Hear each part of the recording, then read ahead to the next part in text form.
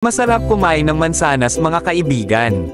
Ang mansanas ay isang masustansyang prutas na nagbibigay ng maraming benepisyo sa katawan. Ito ang ilan sa mga benepisyo ng pagkain ng mansanas. 1. May antioxidant.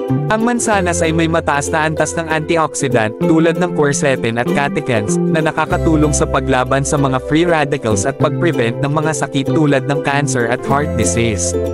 2. Nakakatulong sa digestion. Ang mansanas ay may mataas na fiber content na nakakatulong sa pag-regulate ng bowel movements at pag-prevent ng constipation. 3. Nakakapagpababa ng cholesterol.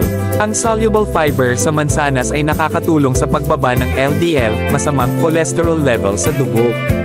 4. Nakakapagpababa ng blood sugar. Ang mansanas ay may glycemic index na mababa, kaya't nakakatulong ito sa pag-regulate ng blood sugar levels.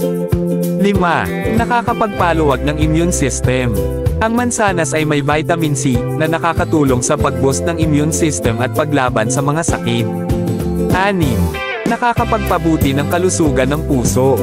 Ang mansanas ay may potassium na nakakatulong sa pag-regulate ng blood pressure at pag-prevent ng heart disease. 7. Nakakapagpabuti ng kalusugan ng balat. Ang antioxidant sa mansanas ay nakakatulong sa pag-prevent ng pagtanda ng balat at pagpabuti ng kalusugan ng balat.